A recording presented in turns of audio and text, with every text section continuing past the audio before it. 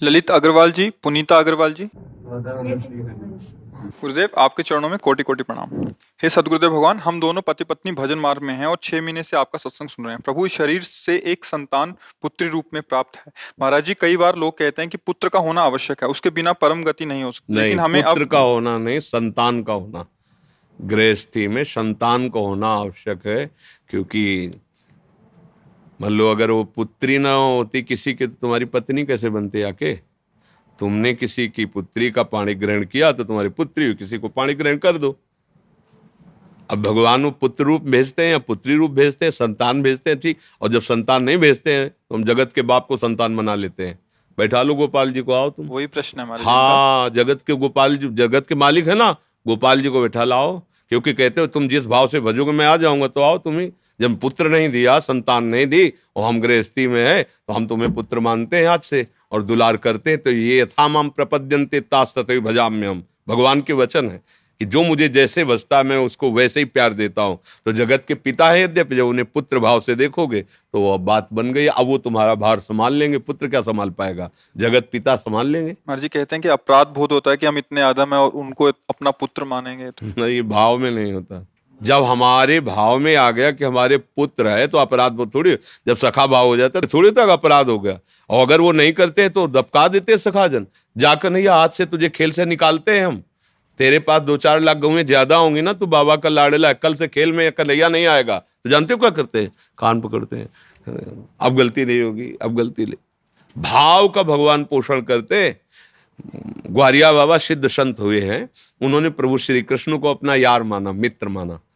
अब बहुत समय हो गया, साक्षात्कार हुआ नहीं, भाव में रहते थे, बड़े महामहिम थे। अब जब कोई उनको माला ले दिखा दे, बंद करो, वो बड़ा निष्ठुर है, अपने पता नहीं क्या समझता है, इतना जब करो, इतना करो, सामने नहीं आता है, हमें नहीं भजन कर, मत करो भजन, धोखा है, मत करो, वो सुनता नहीं है।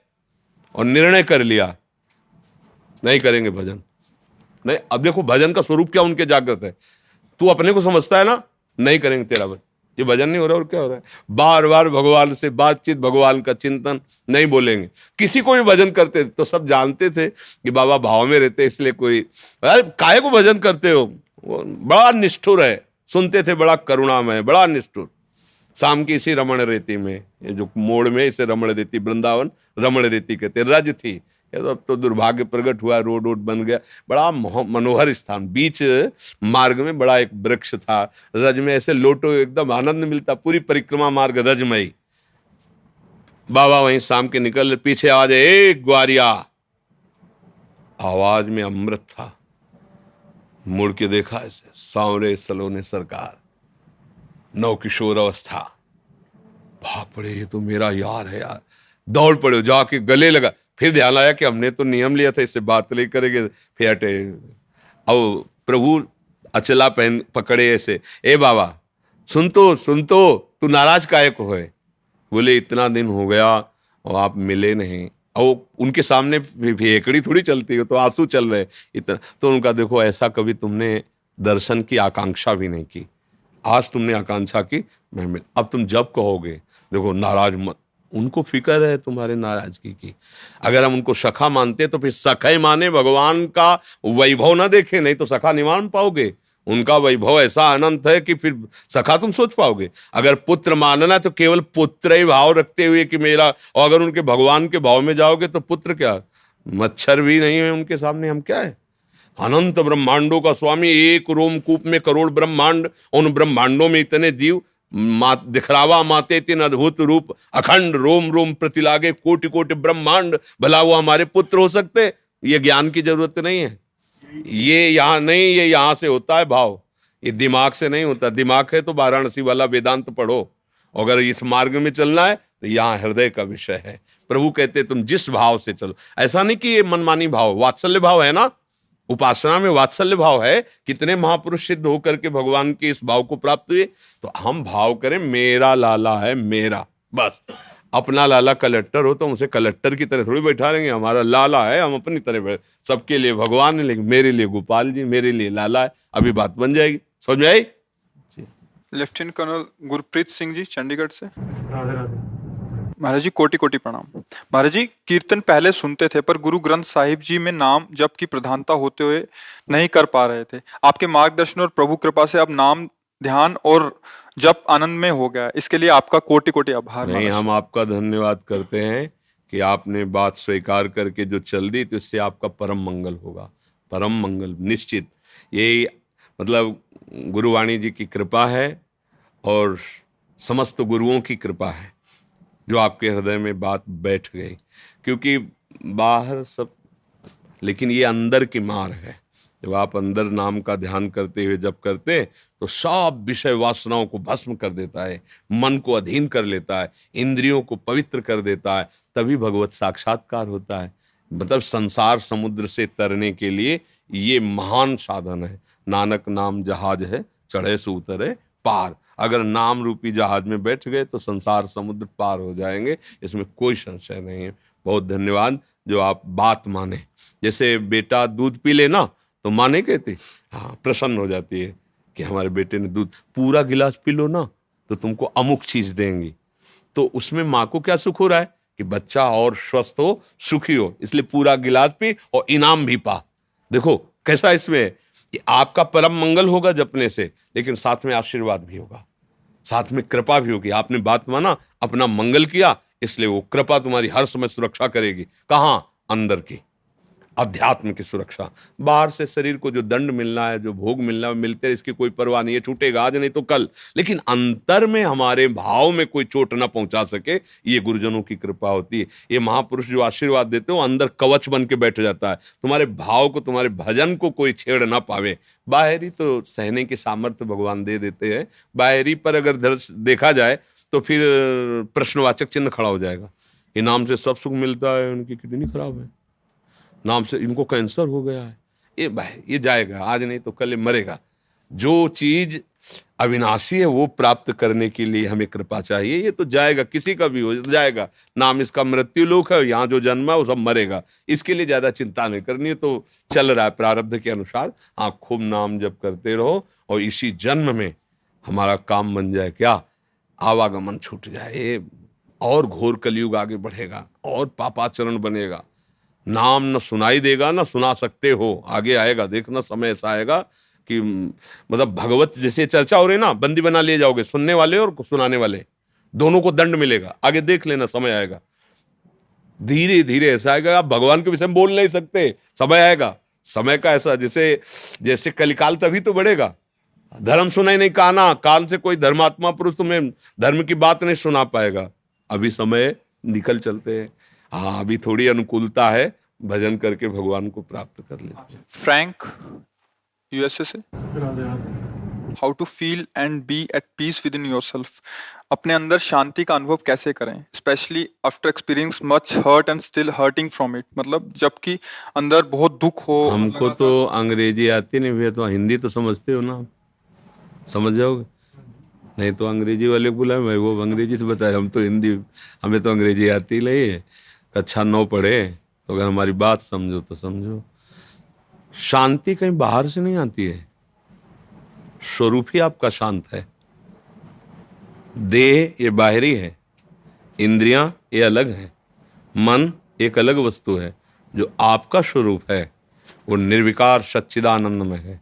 उसको भूल करके, शरीर को मैं मान करके, भोगों में सुख और शांति खोजने वाला कभी सुख और शांति को न प्राप्त कर पाया है, न प्राप्त कर रहा है और न प्राप्त कर पाएगा कोई भी। एक उदाहरण हमें दीजिएगा।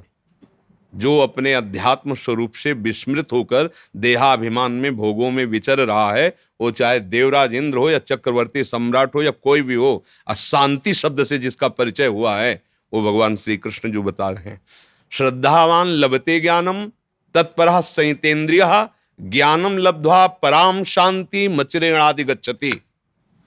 जो श्रद्धावान पुरुष संत समागम करके, शास्त्र स्वाध्याय करके ज्ञान प्राप्त किया, क्या सत है और क्या असत है, फिर जब उसे जो ज्ञान प्राप्त हुआ, वो अपनी इंद्रियों से विषयों का त्याग किया। त्यागाच्छांतिरनंतरम, विषय भोग नहीं, विषयों का त्याग किया। जो ही विषय का त्याग किया, जितेंद्रिय हुआ कि उसे वास्तविक अपने स्वरूप का ज्ञान हुआ। अब ये दूसरा ज्ञान है। उसको अपने स्वरूप का बोध हुआ तो पराम शांति मचरेणादि गच्छति। कैसी स्थिति है? बोले ब्रह्म भूता प्रसन्नात्मा न शोचति न कांक्षति, अखंड आनंद, न कोई शोक है, न कोई सोच है, न कोई चाह है। ये है आखिरी शांति। अब विचार की शांति, असली स्वरूप शांति का ये। अब आपका प्रश्न है कि मैं दुखद स्थिति में जब हूं तब मैं कैसे शांति प्राप्त करूं? तो वो दुखद स्थिति आई कहां से है? आप हमें इसका उत्तर दे सकते हैं? महाराज जी, किसी ने इनको दुख पहुंचाया हो और वो बार बार दुख पहुंचाई जा रहा है, फिर उस कंडीशन में मतलब अपने आप को शांति प्रदान करना चाह रहे हैं अब कि क्या बताएं, जब तक अध्यात्म ज्ञान नहीं तो उत्तर देने में ये लगता है पता नहीं समझ पाए कि ना समझ पाए। बाहर से हमें कोई दुखी नहीं कर सकता। हमारी खेती है, हम जो बोते हैं वही हमें काटना होता है। पीछे हमने जो बोया वही हमें सामने को काटने को मिल रहा है। आप सब हमारे सामने बैठे हैं, आप मित्र हैं, आप शत्रु हैं, क्या हैं आप हमारे? आप विचार करके देखिए। आप हमारे प्रभु हैं हमारी भावना में, तो आप हमारे लिए प्रभु ही भाव से दिखाई दे रहे हैं। बिल्कुल आनंद है आपके दर्शन से, और ऐसा लग रहा है क्या अपने प्रभु को दे दूं जिससे सुखी हो जाए, क्या बोल दूं जिससे सुखी हो जाए। अब हम बाहर निकले, कोई गाली दे, अब हमारा क्या भाव होगा? होगा कहीं अहंकार होगा, अहंकार होगा। मेरे मालिक के स्वरूप में आकर मेरे अहंकार, विचार के द्वारा तत्काल दुख का नाश किया जा सकता है। और इस सृष्टि में कोई दुख हमें दे नहीं सकता। दुख का कारण केवल अज्ञान है, केवल अविद्या है। वो अब पता, अविद्या समझते हो? अब इसीलिए सब कुछ आ रहा है कि कैसे समझाओ, मतलब अब चूंकि हमको सांसारिक शब्दों, सांसारिक भावों का कैसे, अब आपने बिल्कुल अध्यात्म अछूता छोड़ा है, तो जहां प्रश्न कर रहे हो वहां केवल अध्यात्म ही है। तो इसलिए, पर विचार करो, तुम्हें दुख क्यों हो रहा है? तुम्हें भी दुख क्यों हो रहा है? तुम्हारी मानी हुई मान्यता ही तो है ना। तुम किसी से अपने अनुकूल चाहते हो, इसलिए तुम्हें दुख हो रहा है। बिल्कुल सरल उतर के कह रहे हैं, समझ पा रहे हैं? अनुकूल का मतलब समझते हैं? तो राधे राधे समझ लो। तो फिर अब हमको अंग्रेजी पढ़ना आता नहीं, इसलिए अब तुम्हें कैसे समझावे। अब राधा राधा तुम जपो हमारी बात मान के, तुम्हें कुछ नहीं समझना पड़ेगा, सब ठीक हो जाए। क्या राधा राधा राधा बोलो, राधा राधा। ये दवाई हम दे रहे हैं आपको, पक्की बात मान लेना। अगर राधा राधा जपोगे कोई प्रश्न नहीं करना पड़ेगा, आप देख लेना यहाँ कुछ होने लगेगा। जहां जलन आएगी वहां एक ऐसी बर्फ जैसी सिल्ली प्रकट हो जाएगी और तुम्हें शांति प्रदान करने लगेगी। सारा ज्ञान तुम्हारे अंदर आ सकता है यदि राधा राधा राधा, अगर आप राधा नाम को जपने लगो, फिर आप देखना कभी मिलना, फिर हमें बताना कैसा लगता है। पर धोखेबाजी नहीं, जपना। आप इसको जप के देखो। अब कैसे हम आपको समझाएं जब उन शब्दों का ही ज्ञान नहीं आपको अध्यात्म के, तो हम कैसे उसे समझाएं? बस सबकी समझ यही है, कोई समझे या ना समझे, सबसे हमारी समझ वाली ठाकुर नंद किशोर हमारे ठकुराइन ब्रजबान लली, यह समझ में आ गई ना तो सब समझ में आ गई। ब्रह्मा की भी जो ज्ञान वृत्ति वो तुम्हारे अंदर जागृत हो जाए यदि प्रभु का आश्रय लेकर राधा राधा राधा राधा राधा राधा, इसी से आनंद, सब शांति मिल जाएगी। मान लेना मेरी बात पर, बातें नहीं मानते कोई। अभी अगर सेव दे कह दे खा लेना तुम्हें शांति मिल जाएगी, बड़ी श्रद्धा से खा लेंगे। और अगर कह दे राधा राधा जपो परम शांति मिल जाएगी, विश्वास नहीं होगा, क्या होगा? आजकल हम भौतिक में इतना विश्वास करने लगे कि अध्यात्म का महत्व ही भूल गए हैं। और भौतिक से कभी शांति किसी को नहीं मिलती, भौतिकता में किसी को शांति नहीं मिलती। जब कभी किसी को शांति की खोज हुई है तो अध्यात्म में ही आया है। जैसे आप ना जानते हुए भी आए हो अध्यात्म की इस शरण में शांति के चाह के लिए। शांति की जब खोज हुई है तो अध्यात्म में मिली है, और जब अशांति प्रकट होगी तो उसमें भौतिकता होगी। आप जांच करके देख लेना। इसलिए अगर राधा राधा रटोगे तो सब समझ में आ जाएगा। अंग्रेजी शब्द हमें एक याद है, थैंक यू, क्योंकि आपने शांति के विषय में प्रश्न किया ना, तो इसलिए अच्छा लगा। अगर हमारे नवयुवक भाई थोड़ा शांति की तरफ चलने लगे तो जीवन कृतार्थ हो जाए। कोई नशा तो नहीं करते हो? हाँ बढ़िया, तभी शांति की खोज है।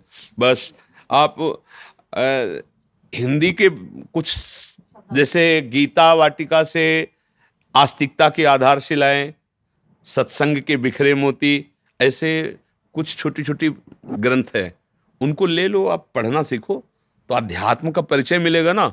फिर आपको सत्संग करने में आनंद आने लगेगा। एक जरूर ले लेना, आस्तिकता की आधारशिलाएं, रचयिता पूज्य राधा बाबा, और सत्संग के बिखरे मोती, ये भाई जी से हनुमान प्रसाद पोद्दार जी, गीता वाटिका, ये 2 ले लेना। याद आया क्या? 2 किताब लेनी है। कौन सी? अब आप जाओगे वहां, कहोगे 2 किताब दे दीजिए तो कहेंगे कौन सी? वही 2 दे दीजिए जो है हमारी हम बता देंगे। आप लिख के इनको बता जी, जी। देना। सनोज कुमार जी बिहार से। गुरुदेव आपके चरणों में कोटि कोटि प्रणाम। गुरुवर, मैं जानना चाहता हूं कि मृत्यु सबकी लिखी हुई है, तो भगवान श्री कृष्ण ने गीता जी के 8वें अध्याय में कहा है कि शुक्ल पक्ष में गया हुआ व्यक्ति दोबारा नहीं जन्म लेगा। नहीं, कृष्ण ऐसी पक्ष वो केवल उत्तरायण, दक्षिणायन, कृष्ण पक्ष, शुक्ल पक्ष, इन विधानों का वर्णन किया गया है कि जो योगी, वो सबके लिए थोड़ी है कि तुम पापाचरण करो, शुक्ल पक्ष में मरो, उत्तरायण में मरो तो भगवत प्राप्त हो जाओगे, सीधे नरक जाओगे। उसमें उत्तरायण और शुक्ल पक्ष कुछ नहीं करेगा। समझ रहे हो हमारी बात? वहां कहा जा रहा है कि यदि योगी जो चित्त वृत्ति को निरोध करके संसार से प्रभु में लगाता है, फिर अगर ऐसे ऐसे संयोग होते तो ब्रह्मलोक को जाता है, वो ऐसी ऐसी गति को प्राप्त होता है। अगर कोई भजनानंदी कृष्ण पक्ष में मरे, कुदिन में मरे, जिसका कोई महत्व नहीं तिथि के, ऐसी कुतिथि में मरे, तो जानते हो कहा जाएगा? वो सीधे भगवान के आ जाएगा। और खूब पाप करता रहा है, एकादशी को मरे और उत्तरायण में मरे और शुक्ल पक्ष में मरे, तो भगवत प्राप्ति हो जाएगी क्या? नहीं होगी। भगवान वहां विधि का, विधान का, जो सद्यो मार्ग मुक्ति का है, उसका क्रम वर्णन कर रहे हैं। ऐसा थोड़ी कि कोई भी पापी आदमी उत्तरायण में मर जाएगा तो भगवत प्राप्त हो जाएगा। अभी उसकी तुमने व्याख्या समझ ही नहीं है। महाराज जी, योगी बोलते हैं कि योगी जब सही समय नहीं आता है तब तक वो अपने आप को रुके हुए रहता है। ये केवल भीष्म पितामह के लिए है, सबके लिए थोड़ी है। इच्छा मृत्यु का वरदान तो केवल भीष्म जी को उनके पिता ने दिया था, जिन्होंने आजीवन के लिए अपने सुख का त्याग पिता के लिए किया कि मैं ब्याह नहीं करूंगा। फिर उन्होंने कहा जब ब्याह नहीं आप करोगे तो सिंहासन का अधिकारी जो फिर शायद कभी, तो बोले आजीवन ब्रह्मचारी रहेंगे। आप शंका मत करो, आजीवन ब्रह्मचर्य रहेंगे, कभी ब्याह नहीं करेंगे और सिंहासन के अधीन रहेंगे। तो ये बात सुनकर उनके पिता ने, शांतनु जी ने कहा कि तुम्हें मैं ये वरदान देता हूं, इच्छा मृत्यु जब तुम चाहोगे तब तुम्हारा शरीर पूरा होगा। भगवत भजन करने वाले के लिए हर तिथि, हर समय परम धाम के लिए है। कबीर दास जी ने एक वचन में कहा था कि यदि काशी में मरने से मुक्ति होती तो जीवन भर राम राम जो रटा भगवान नाम जपा, उसका महत्व क्या? मैं ऐसी जगह शरीर छोड़ूंगा, फिर देखूं मुझे परम धाम जाते हैं कि नहीं जाते। हमारे पास नाम है, हमारे पास भजन। भजनहीन जीवन से कभी किसी का कल्याण नहीं हो सकता, चाहे जिस तिथि को शरीर छोड़े, चाहे जैसी भावना में रहे। भजन भजन वारी मथे घृत होए बरु सिकताते बरु तेल, बिनु हरि भजन न भवतरी या सिद्धांत पेल। गोस्वामी जी कह रहे, समझ पा रहे हो? हाँ, जैसे कि पहले हम नाम जप करते थे, हरे कृष्णा हरे कृष्णा हरे कृष्णा कृष्णा हरे हरे राम राम राम हरे, और ओम नमो भगवते वासुदेवाय एक मतलब सुबह करते थे। ये अपने आप से करते थे जी। सीताराम रोज लिखते हैं महाराज जी, राम राम चाहे सीताराम रोज वो भी लिखते हैं। तो कह रहे हैं कि अभी आपकी क्या आगे क्या करना है? हाँ, क्या आप गुरु ब्रह्म किए महाराज जी? हाँ, इन सब का फल होगा अगर हम इस उपासना में आते हैं। जहाँ हम बैठे हैं तो यहाँ फिर आज्ञा का केवल पालन किया जाता है। मन के द्वारा माने हुए जो भी उपासना थी उसका फल ये मिल गया। अब इसमें केवल गुरु आज्ञा पे चला जाता है, जो उपासना पद्धति उसके अनुसार चला जाता है। नहीं, जैसे चल रहे हो वैसे चलते रहो, सत्संग सुनते रहो, जो अच्छा लगे स्वीकार करते रहो। लेकिन गुरु बना करके फिर मनमानी आचरण ना तो सांसारिक कर सकते हो ना भागवतिक कर सकते हो। इसीलिए जल्दी गुरु नहीं बनाना चाहिए। जब गुरु बनाने का भाव आवे तब ये सोच लेना चाहिए कि आपके वचन के लिए हम अपने प्राण त्याग सकते हैं, लेकिन आपके वचन नहीं, बस बात बन जाएगी। गुरु का मतलब होता है अब जो ही कहें करें हम सोई, इसलिए चले। आपने खुद कहा अभी तक जो मन कहता रहा वो मैं करता रहा। अब जो गुरु कहेंगे, अब मनमानी नहीं चलेगी, अब गुरुवाणी चलेगी। तो फिर हाँ, तो अभी तो हम तो सबको कहते हैं राधा राधा रटो, राधा वल्लभ श्री हरिवन जपो और सत्संग सुनो। और जब फिर आगे संस्कार श्री जी करवा देंगे शरणागति का, तो अपने आप आपको पता चल जाएगा मंत्र उपासना पद्धति। इसी की माला करो, राधा वल्लभ श्री हरिवंश राधा वल्लभ। रजनी जी सहारनपुर से। राधे राधे महाराज जी। महाराज जी कोटि कोटि प्रणाम। महाराज जी हमने अपने घर के मंदिर में अपने माता पिता जी की छवि विराजमान करी हुई है जो श्री जी के चरणों में चले गए हैं। कुछ लोग कहते हैं कि पितरों की छवि ठाकुर जी के साथ नहीं रखनी चाहिए, कृपया मार्गदर्शन करें। अगर आपकी भावना की हमारे ठाकुर जी हैं तो कोई परेशानी नहीं है।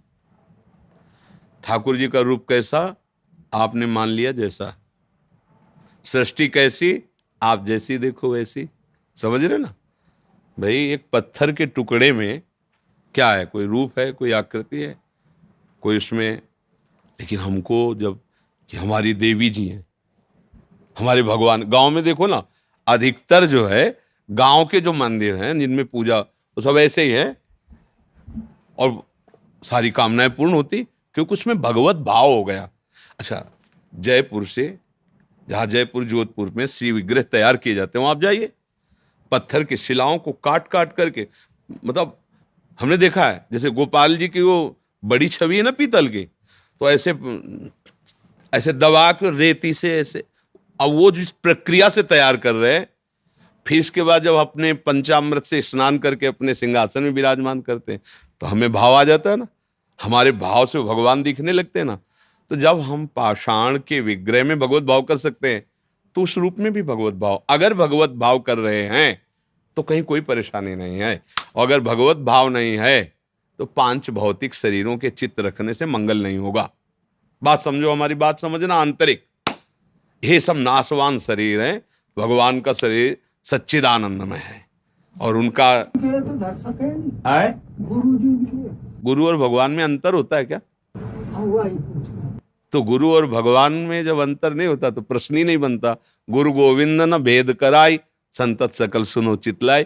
हम गुरु भगवान कहते हैं ना कि हमारे गुरुदेव भगवान से भी कहा है, मोते ही अधिक गुरु ही जी जानी, जाने संत अनंत समाना। तो गुरु और भगवान कहने को केवल दो है, वो तो एक ही। अगर हम किसी पांच भौतिक शरीर में केवल यही भाव रखते हैं कि ये हमारे माता पिता ही केवल हैं, तो भगवान के सिंहासन में ना रखो, कमरे में लगा लो, देखते रहो। और अगर ये है कि ये मंदिर है माता पिता का जो रूप, इसके अंदर भगवान बैठे हुए, तो वहीं भगवान का साक्षात्कार हो जाएगा। अलग से फोटो भगवान की विराजमान करो या ना करो, हमारी बात समझना। केवल अपने माता पिता की छवि लगाई और मेरे ये भगवान है, रोज सेवा करो, आपको भगवत प्राप्ति हो जाएगी।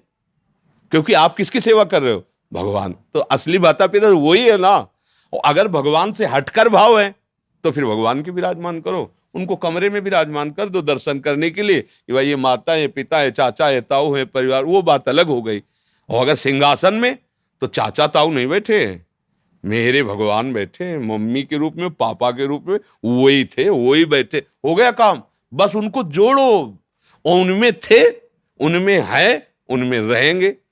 भाव करना है, भाव कर लिया तो पाषाण से भगवान प्रकट हो गए, खंबे से भगवान प्रकट हो गए, कुत्ते से भगवान प्रकट हो गए, भूत से भगवान प्रकट हो गए। तो माता पिता के चित्र से काहे नहीं प्रकट हो जाएंगे? काहो सो कहा जहां प्रभु नहीं वहां है, प्रकट हो जाए। पर बात समझना, हमारी आंतरिक बात समझ पाए। किसका प्रश्न था, आप समझ पाए? बस ठीक। महाराज जी आप दिल्ली में पूर्व नेता हैं और एक एकता मिशन है उसके अध्यक्ष हैं महाराज जी।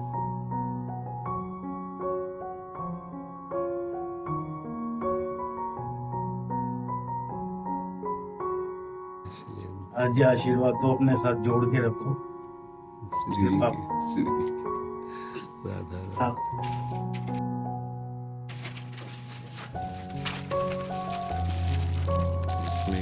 महाराज हमारी संस्था है एकता मिशन, इसका मैं अध्यक्ष हूँ और ये पिछले 20 साल से हम चला रहे हैं।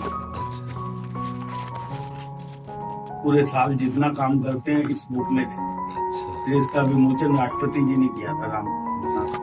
ये आप रख नहीं, आपके लिए आपके लिए ठीक है। आशीर्वाद मिल गया, ये हम संभाल के रख लेंगे। ये हम संभाल के रखेंगे।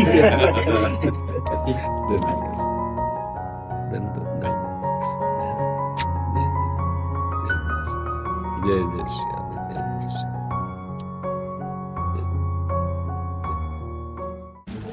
प्रसादी महाराज जी तो आ गए। अच्छा, आओ बड़े जी, हम बहुत सुंदर है। बहुत सुंदर स्वरूप लाए। महाराज जी 2 ही आंखें केवल, एक राधा जी की, बहुत सुंदर। दो चकोर दो चंद्रमा दो अली पंकज, हमारे लिए लाए। जी महाराज जी, आप शुरू कर दें। एक सेकंड का निवेदन था महाराज जी, राधा रानी का जन्म जो है रावल में हुआ कि बरसाने में, कंफ्यूजन हमेशा ब्रजवासियों को बहुत रहता है। नहीं, बात यह कि उस समय रावल के समीप से यमुना जी प्रवाहित होती थी। तो जब बाबा ने नियम लिया था, कीर्ति माता जी ने और वृषभानु बाबा ने, उनको आभास था कि कोई दिव्यता प्रकट होने वाली है। तो पुत्र तो थे ही, उनको था कि कोई लाली, तो यमुना जी की आराधना कर रहे थे। तो जिस दिन महारानी जी का प्रादुर्भाव, राधाष्टमी कहते ना, उस दिन की बात थी कि दोनों गए। तो जाते ही देखा कि एक बहुत दिव्य कांतिमय कमल है, उसमें तेज ही केवल दिखाई दे रहा है। और बाबा को आकर्षण हुआ, समीप गए तो उसको ऐसे गोद में उठाया। जब उठाया तो देखा कि ये तो बाल स्वरूप में लाडली जो, बस उनको लेके जो बरसाना है ना, प्रकट हुई वहां। जो रावल है ना, समीप में यमुना जी है, प्रकट हुई। रावल मैंने मतलब महल, तो प्रकट हुई वहीं। और बरसाना है, जब आके गोद में, तो लाडली रूप, लाडली और लाल कभी गर्भ से नहीं प्रकट हुए हैं। जैसे बाबा के यहाँ लालजू या देवकी जी के यहाँ प्रकट, तो बाहर से प्रकट हुए हैं। जैसे प्रभु चतुर्भुज रूप हुए कंस कारागार में, फिर जब प्रार्थना की तो लाल रूप हो गए। जैसे श्री कौशल्या जी के सामने चतुर्भुज रूप में प्रकट हुए। माता पुनि बोली सोमति डोली, तजहु ताते रूपा कीजे शिशु लीला, उसी से भगवान बाल रूप हो गए। यशोदा जी लगा कुछ हुआ है, पर किसी को पता नहीं चला क्या हुआ। सुबह पता चला लाला हुआ है। और दोनों लाला, एक जो निकुंज से आए हुए लालजू, और एक जो वैभव स्वरूप सर्वरक्षक हरि विष्णु रूप, वो यहाँ आए। और वही यहाँ से जब बाहर गए तो चतुर्भुज रूप धारण कर लिए। वही हमारे नंद नंदन अब भी यही है, जुगल श्री श्यामा श्याम, समझ रहे। तो प्रकट हुई यमुना की धारा में, कमल के पुष्प पे, और वही बरसाने में गए। तो प्राकट्य स्थल तो रावल माना गया ना, और प्रादुर्भाव हुआ बरसाने में। प्रादुर्भाव मतलब लाली के रूप में। तो ये बात, दोनों बातें इसलिए ऐसे रोंगटे खड़े हुए महाराज जी। स्वास्थ्य श्री जी की कृपा। मैं महादेव का पुजारी हूँ। 10 साल से चिंतारण महादेव है, जहाँ यशोदा मैया लाला को लेके गई थी, और मेरा बेटा भी महाशिवरात्रि को पैदा हुआ है। जी जी जी जी, सब बढ़िया।